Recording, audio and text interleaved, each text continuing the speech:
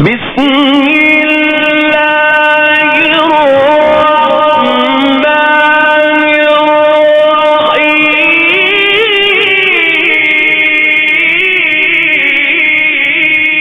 اعوذ باللہ من الشیطان الرجیم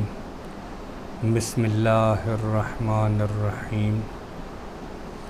الحمد للہ رب العالمین ثم الصلاة والسلام علی سید الانبیاء والمرسلین سیدنا و مولانا ابی القاسم محمد وَأَهْلِ بَيْتِهِ الطَّيِّبِينَ الطَّاهِرِينَ الْمَعْصُومِينَ الْمَظْلُومِينَ أَمَّا بَعْدُ فَقَدْ قَالَ اللَّهُ تَبَارَكَ وَتَعَالَى فِي كِتَابِهِ الْحَكِيمِ بسم الله الرحمن الرحيم الحمد لله رب العالمين الرحمن الرحیم مالک یوم الدین۔ عزیزان گرامی، فہم القرآن کے حوالے سے دوسرے درس کے لیے آپ کی خدمت اقدس میں حاضر ہیں، اور ہماری گفتگو سورۃ الحمد کے حوالے سے جاری و ساری تھی،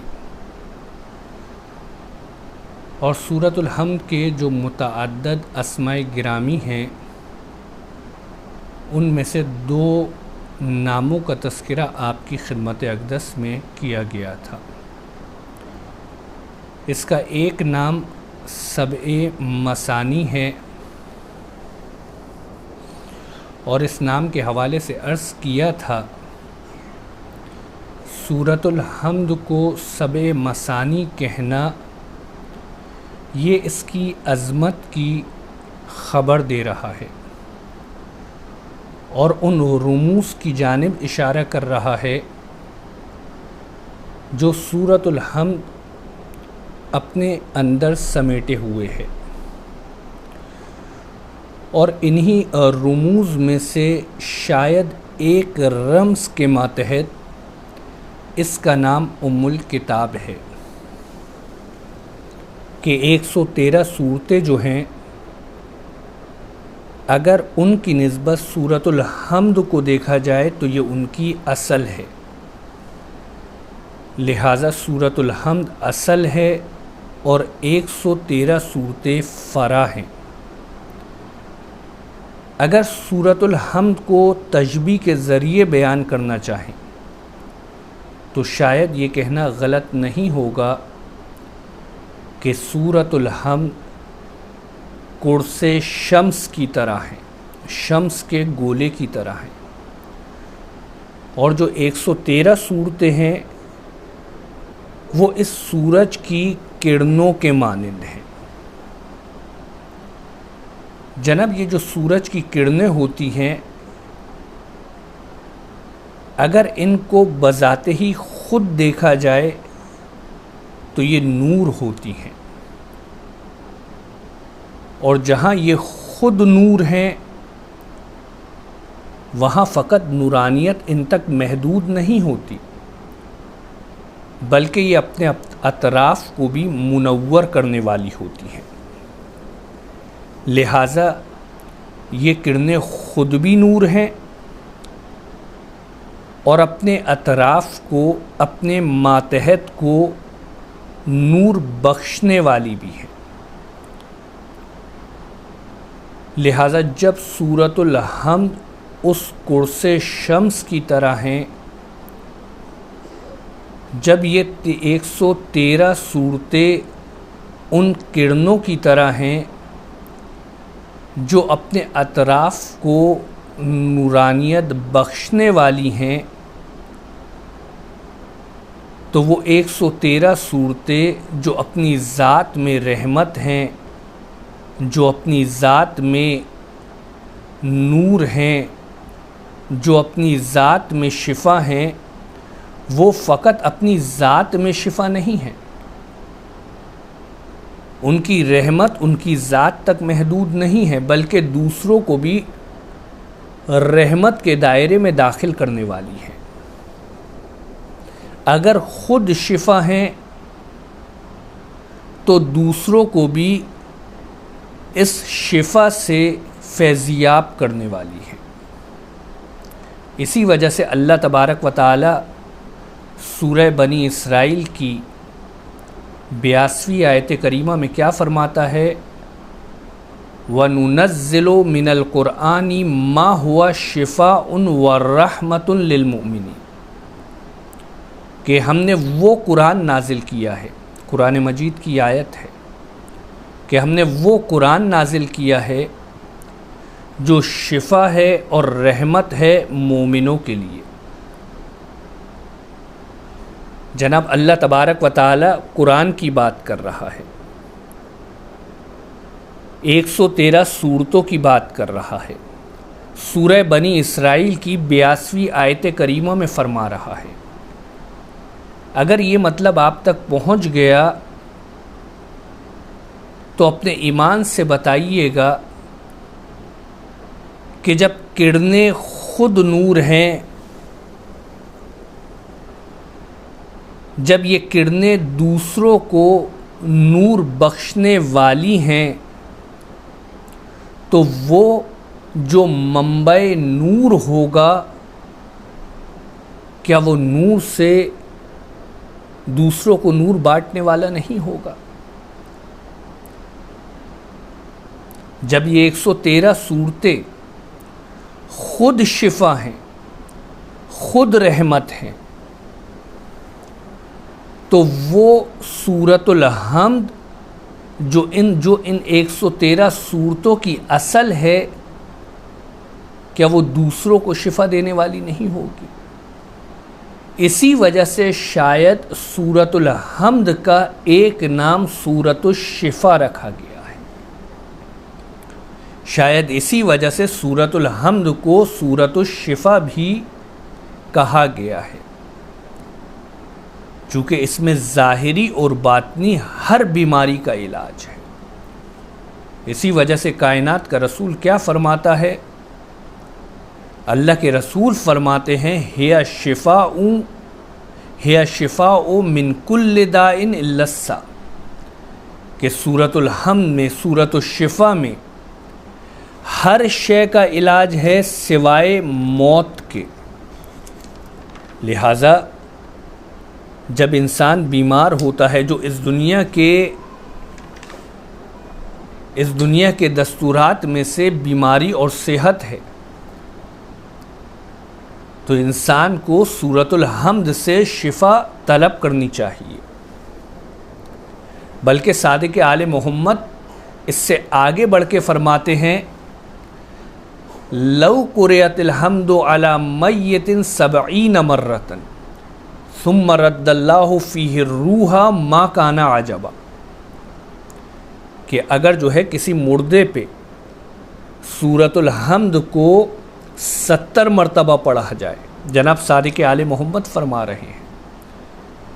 کہ اگر سورۃ الحمد کو کسی مردے پر 70 مرتبہ پڑھا جائے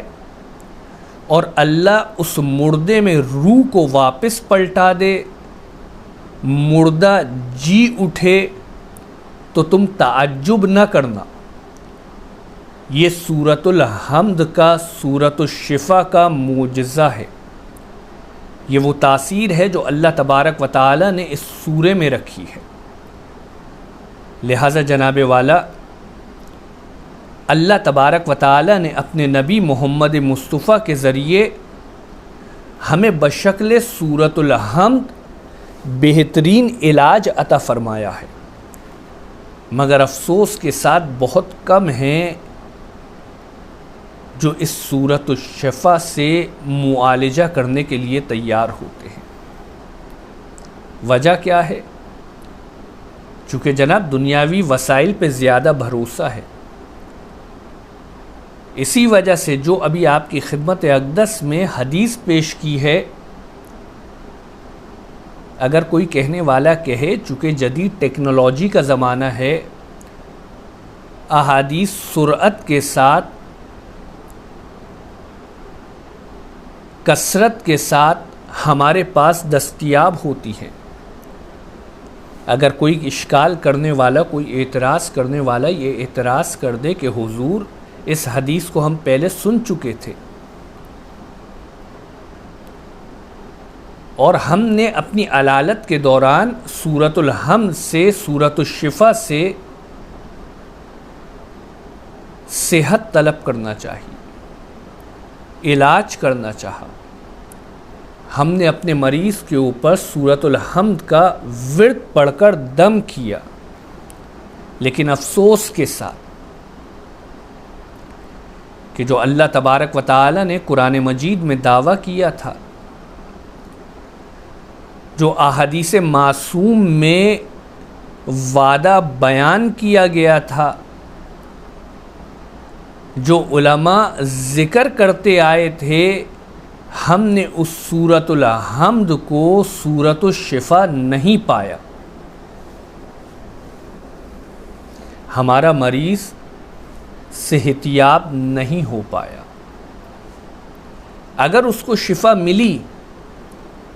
تو اسی ڈاکٹر کے پاس جو ظاہری وسیلہ ہے، یا اگر کسی نے یہ تجربہ نہ کیا ہو، ہماری یہ بات سننے کے بعد وہ یہ تجربہ کرے اور اسی جیسے نتیجے تک پہنچے کہ ہم سورہ ہم پڑھ کر دیکھ چکے ہیں لیکن مریض شفا یاب نہیں ہو پایا، تو اس کی وجہ کیا ہے؟ اللہ رسول کا وعدہ کہاں چلا گیا؟ علماء جس چیز کو بیان کرتے آ رہے تھے اس کی صحت کی کیا دلیل رہ گئی؟ تو جناب اس کا جواب کیا ہے؟ علماء کرام جب اس طریقے کے اشکالات، اس طریقے کے اعتراضات دیکھتے ہیں تو اس کا ایک فنی جواب دیتے ہیں کہ حفظت شیئا وغابت عنک الاشیاء، کہ آپ نے ایک چیز کو تو محفوظ رکھا، شے کے ایک پہلو کو محفوظ رکھا، کسی چیز کی ایک اینگل کو یاد رکھا، لیکن اس کے جو مختلف پہلو تھے ان کو فراموش کر بیٹھے۔ آپ کو یہ یاد رہا کہ سورۃ الحمد سورۃ الشفا ہے، آپ کو یہ یاد رہا کہ بیماری کا علاج اس سورے سے کیا جا سکتا ہے، آپ یہ چیز فراموش نہیں کی کہ اگر مردے پہ بھی 70 مرتبہ پڑھی جائے تو پاسبلٹی ہے، امکان ہے کہ مردہ جی اٹھے، لیکن یہ بھول گئے کہ اللہ تبارک و تعالی نے قرآن مجید میں کیا فرمایا تھا۔ جب اللہ تبارک و تعالی نے اس سورے کو سورۃ الشفا قرار دیا، جب اللہ تبارک و تعالی نے قرآن کو شفا بتلایا تو اس کی شرط کیا رکھی؟ آپ کی خدمت اقدس میں آیت کریمہ پڑھی تھی، سورہ بنی اسرائیل آیت کریمہ 82، کہ جس میں اللہ تبارک و تعالی نے کیا فرمایا؟ وَنُنَزِّلُ مِنَ الْقُرْآنِ مَا هُوَ شِفَاءٌ وَالرَّحْمَةٌ لِّلْمُؤْمِنِينَ، کہ ہم نے قرآن کو شفا بنایا ہے، ہم نے قرآن کو رحمت بنایا ہے، لیکن قرآن شفا ضرور ہے، قرآن رحمت ضرور ہے۔ آپ کو شفا اور رحمت تو یاد رہا، لیکن یہ چیز فراموش کر بیٹھے کہ اللہ کہتا ہے شفاء ورحمت للمؤمنین، کہ قرآن شفا ضرور ہے اور رحمت ضرور ہے، لیکن ہر ایک کے لیے نہیں بلکہ مومنین کے لیے۔ لہذا سورۃ الحمد شفا یاب کرنے والی ہے، لیکن شرط شفا ایمان ہے۔ اللہ تبارک و تعالی نے شفا کو مقید کیا ہے قید ایمان کے ساتھ۔ لہذا اگر بندہ مومن، وہ مومن جو ظاہری طور پہ نہیں، اللہ تبارک و تعالی کی بارگاہ میں مومن ہو، اگر وہ اس کو ایمان کے تقاضوں کو مد نظر رکھتے ہوئے پڑھے، اگر ایمان کی شرائط کو پورا کرتے ہوئے پڑھے تو بعید نہیں کہ جب دم عیسیٰ بیماروں کو شفا دے سکتا ہے، جب عیسیٰ کے ذریعے مردوں کو زندہ کیا جا سکتا ہے، تو یہ قرآن، یہ سورۃ الحمد وہ کلام ہے جو فخر عیسیٰ پہ نازل ہوا ہے۔ جب جناب عیسیٰ کے کلام کے ذریعے یہ کام کیا جا سکتا ہے تو کیوں ممکن نہیں کہ جو فخر عیسیٰ ہو، جو محمد مصطفیٰ ہو، ان پہ نازل ہونے والے کلام کے ذریعے شفا حاصل نہ ہو۔ لہذا عزیزان گرامی، سورۃ الحمد کے ذریعے بیماریوں کا علاج کیا جا سکتا ہے، علالت کو صحت میں تبدیل کیا جا سکتا ہے، چونکہ سورۃ الحمد سورۃ الشفا ہے، لیکن اس شفا کی شرط، اس شرط شفا میں ایمان کی دخالت ضروری ہے۔ والحمد للہ رب العالمین۔